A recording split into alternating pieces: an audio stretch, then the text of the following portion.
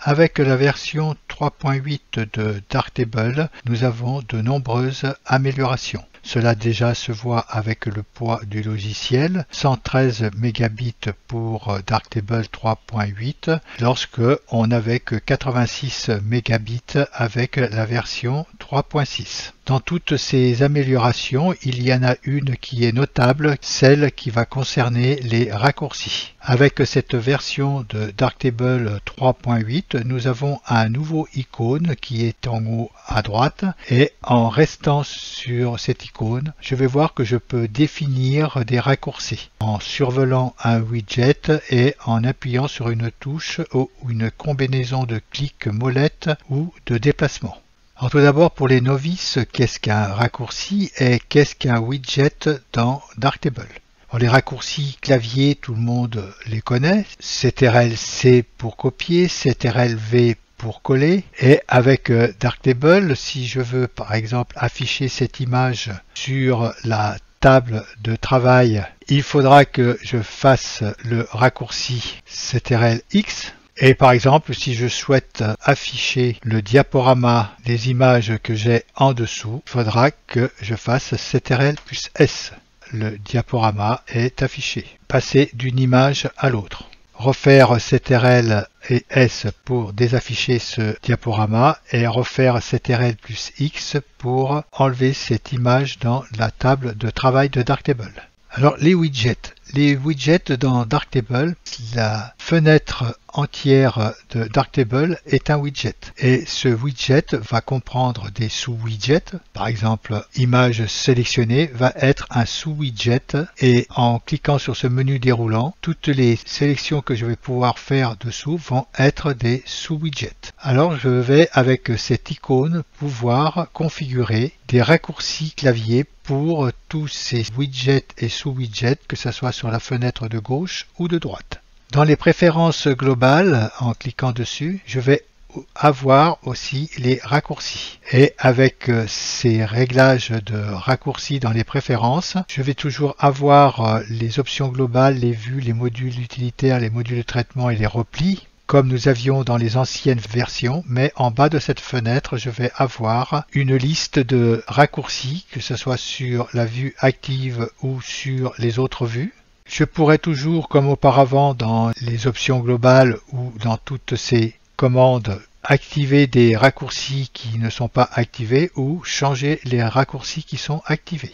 Dans les replis, lorsque un widget peut avoir plusieurs actions différentes, il peut être fastidieux de configurer des raccourcis individuels pour chacune de ces actions.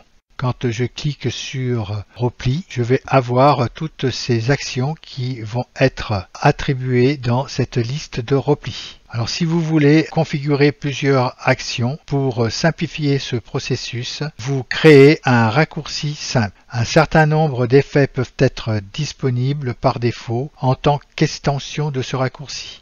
Et pour activer ces replis, en bas de cette fenêtre, activer les replis. Lorsque je vais cliquer sur cette case à cocher, les replis vont venir dans la liste des raccourcis.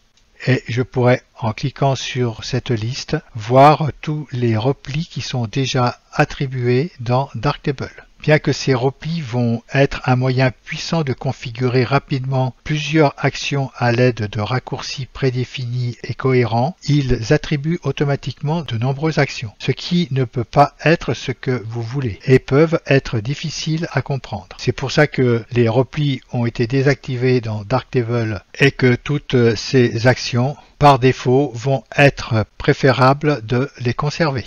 Dans ces raccourcis, je vais avoir les actions. Ce sont toutes les actions que va faire le fait de laisser par exemple un long pressé pour cette action. Je vais avoir aussi les éléments qui vont être la partie d'un widget de l'interface utilisateur et qui est affecté par votre raccourci. Par exemple, pour un curseur doté d'une pipette de couleur, vous pouvez créer un raccourci pour activer l'élément bouton de la pipette de couleur ou modifier l'élément valeur du curseur. Nous aurons les mêmes options pour des rangées d'onglets ou des éléments d'onglets à activer. Les effets, cela va être les effets que va réaliser le raccourci. Là, ça va être sa vitesse et les instances vont vous permettre de sélectionner des actions dans le menu instances multiples, par exemple monter, descendre, et où vous pourrez aussi recréer de nouvelles instances. Mais comme je vous le disais, il vaudra mieux laisser toutes ces valeurs par défaut et désactiver les replis, car ces raccourcis risquent d'engendrer des actions que vous ne voudriez pas avoir. Et sinon, dans les vues actives, je vais avoir aussi les actions de ces vues actives par défaut, les éléments, les effets, que ce soit dans les vues actives ou dans les autres vues. En dessous, je vais pouvoir chercher dans les actions que je souhaite trouver en cliquant et l'inscrivant au clavier, ou sinon chercher aussi dans la liste de raccourcis. Nous allons retrouver les mêmes commandes que nous avions dans la 3.6, c'est-à-dire exporter. Cela va exporter le nappage des raccourcis en cliquant sur cette icône de tous les raccourcis, qui sont 166, ou sinon que des raccourcis clavier, que de la gamme ou que de MIDI.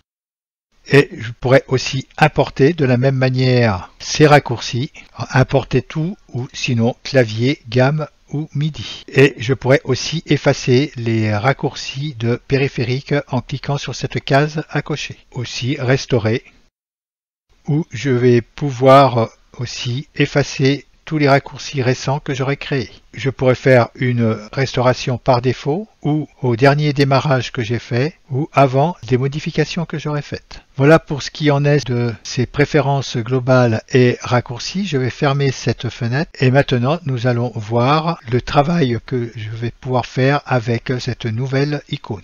Quand je vais cliquer sur cette icône, vous voyez que celle-ci va venir plus claire. Et lorsque je vais venir sur un widget, par exemple sélection, je vais avoir cette spirale. Cela va m'indiquer qu'un raccourci peut être défini pour le widget. Par exemple là, le widget sélection. Lorsque je vais avoir une flèche qui descend comme ceci vers le bas, va m'indiquer que je peux cliquer sur ce module, image sélectionnée, pour l'ouvrir et je vais pouvoir travailler avec des raccourcis dans les images sélectionnées. Sur image, quand j'ai une croix, c'est que je ne pourrai pas créer de raccourcis et là je vais me retrouver avec ma spirale où je pourrais travailler avec des raccourcis. Vous voyez que dans toutes ces actions, je pourrais créer des raccourcis, que ce soit sur les images sélectionnées ou sur le développement aussi, pareil. Je pourrais les attribuer dans la table lumineuse ou dans la chambre noire, ou aussi sur la fenêtre de droite, en allant dans les collections par exemple, ou même sur ajouter à la bibliothèque si je voudrais créer un raccourci pour rajouter mes images plus vite à la bibliothèque et copier et importer aussi. Pour l'instant, je vais désactiver cette icône de raccourci et ouvrir la chambre noire.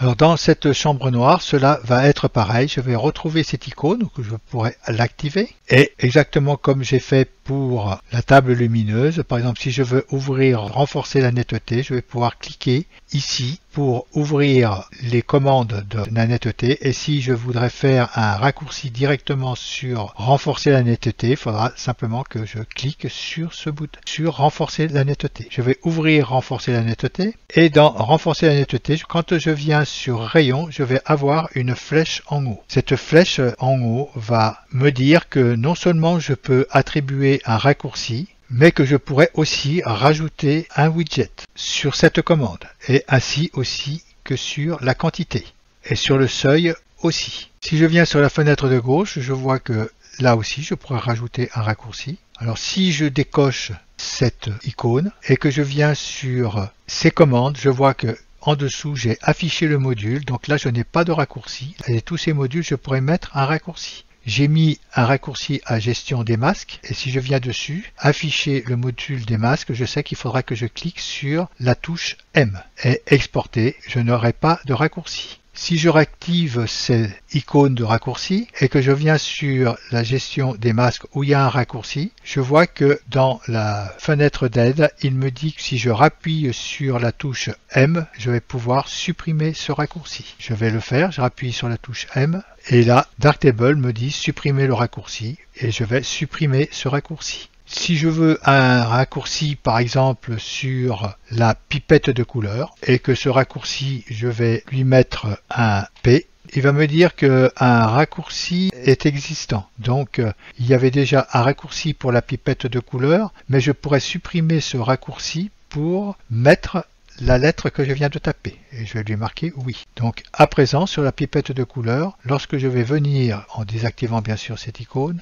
et que je viens sur la pipette de couleur, je vois que afficher le module P. Si je tape P sur mon ordinateur, la commande de pipette de couleur s'est ouverte et je pourrais retravailler dessus. Si je rappuie sur la touche P, celle-ci se referme. Alors comme ceci, vous allez pouvoir configurer de nombreux raccourcis. Alors tout à l'heure, je vous ai dit qu'on allait pouvoir sur certains raccourcis travailler avec les touches de raccourcis et les widgets. Alors pour cela, je vais réactiver l'icône des raccourcis et venir sur renforcer la netteté et le rayon. Quand je viens sur le rayon, je vois que j'ai une flèche haut et donc avec cette flèche haut, je vais pouvoir attribuer un raccourci et également ajouter le widget. Alors, en l'occurrence, le widget, ça va être avec la molette de la souris, faire avancer ou reculer ce rayon.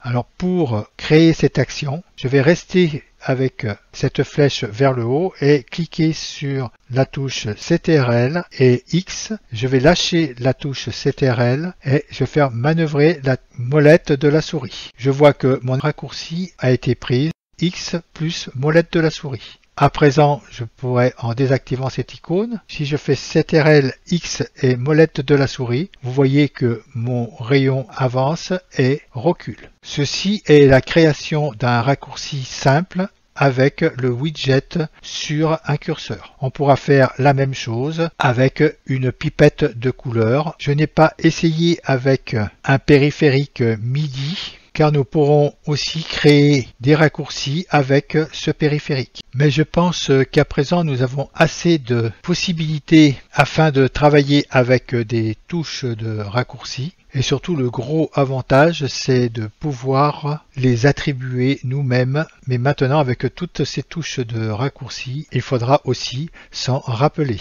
J'avais complètement oublié de vous dire qu'il y a des raccourcis de clavier qui ont été rajoutés pour accéder à la table lumineuse qui va être L, qui s'affiche dessous, et pour la chambre noire qui va être D. Et il doit avoir des autres raccourcis de clavier dans d'autres endroits que je vous laisse découvrir. Ceci termine cet atelier. Si ce tutoriel vous a plu, n'oubliez pas de cliquer sur la main j'aime ce contenu en dessous de cette vidéo. Et si vous ne l'avez pas encore fait, abonnez-vous à la chaîne, vous serez ainsi averti des nouveaux tutoriels. Je vous dis à bientôt.